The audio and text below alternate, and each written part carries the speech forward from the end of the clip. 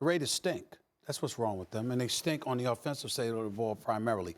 The offensive line obviously was absolutely awful. And when you got a guy like Colton Miller on your offensive line, who was a first-round pick, Max, out of UCLA, who is 6'8", 309 pounds, and getting bum-rushed and beat down at every turn, I mean, my Lord, what the hell is going on here? Derek Carr has been awful. Now, he wasn't protected at all yesterday. But he got to a point where he looked completely scared. I'm not blaming him, but when you paid $125 million and you're the face of the franchise and a new coach that's a $100 million man comes in and he just praises you, time over time, talking about you're the face, this is your franchise, etc., you expect more from Derek Carr. That's not what you're getting right now. Now, again, they didn't protect him. He was scared to throw the ball downfield. He only made a few attempts past 10 yards, and none of them were accurate. So we get that. We're not letting Derek Carr off the hook by any stretch of the imagination. But I'm going to point to Jon Gruden again. And I'm going to say this because it's very, very important that people understand this. Jon Gruden, and this is what's so, and I haven't heard anybody bring this up. This is what is so unforgivable about Jon Gruden trading Khalil Mack.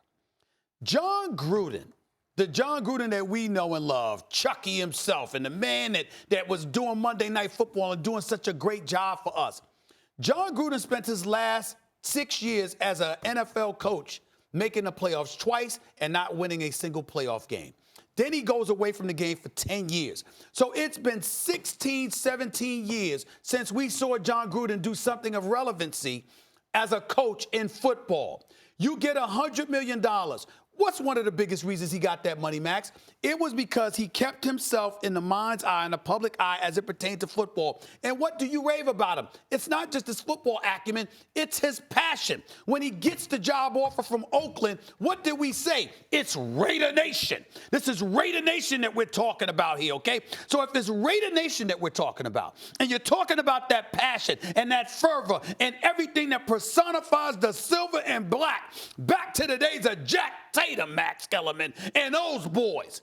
How do you let go of the one guy that not only personifies Raider Nation, but is the kind of football that same man, Jon Gruden, spent years right on these airwaves raving about how any coach would want? It wasn't just the ability. It's the mystique that Khalil Mack had that was emblematic of everything the Raiders were supposed to be about. And I think what we're seeing right now is the residue of going away from all of that because it was about Jon Gruden, and it's costing them. What's going on with the Raiders?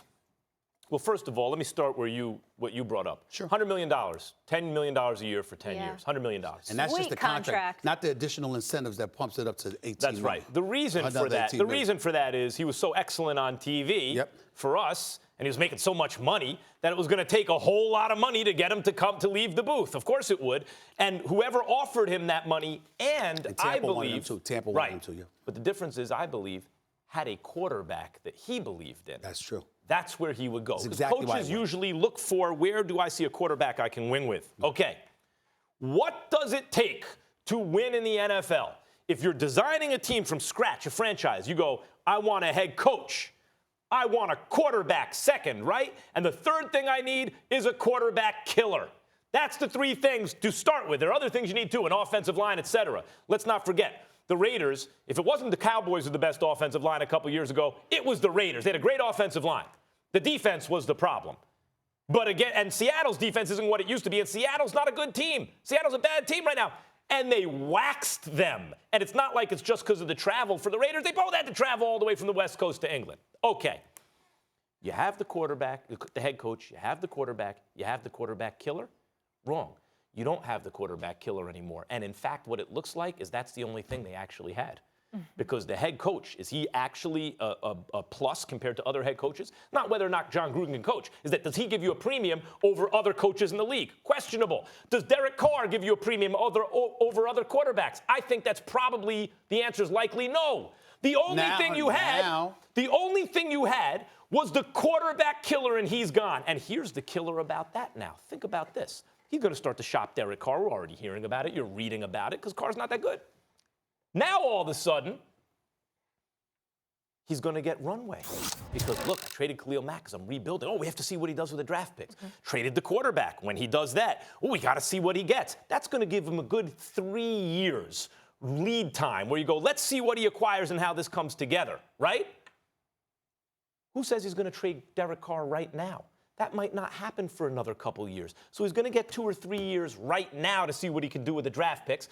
And even if he doesn't trade Carr, the guaranteed money they gave him, the dead cap hit, that's basically going to be nothing after another 2 or 3 years. Then they're going to say, now we need to go draft our quarterback. Then he's going to get 2 or 3 years to see what he can do with a young quarterback. After all, you can't judge him right away on a new quarterback. Right now, Jon Gruden has 5 to 6 years before he's actually on a hot seat where he could lose that job. 5 or 6 years. All I have to say to Raiders Nation is, Chucky better be right about his vision. If not, you're in for a long haul. The only thing I would say to you to question all of that is you can never say that definitively, Max, because you never know what buyout clauses are in a contract. And it could potentially get so bad in Oakland, aka Las Vegas, that you might want out. Yeah, but what I'm saying is we don't know how long the leash is. Look, what they're all going to say. Here's the excuses. Look, we're going to have this debate in the next couple of years. Yeah. Watch this. Well, he got 2 first-round picks for Khalil Mack. Let's see what they turn out to be. That takes a year or two to get the benefit of that doubt. Your logic is sound. I'm not refuting it. What I'm simply saying is you have to take into account how uncomfortable a situation can become to the point where you may want to get, because the same way he had options as a broadcaster going back into the NFL, he can have as a coach in the NFL coming back in the broadcast. What I'm saying is you're right. He don't have to stay there and deal with it, especially if he's that awful. He might wake up and go like this, I don't have it anymore. And he has been on the record saying, you won't have to push me out the door. I'll leave if I realize I can't get it done anymore. Think about what he said saying. that.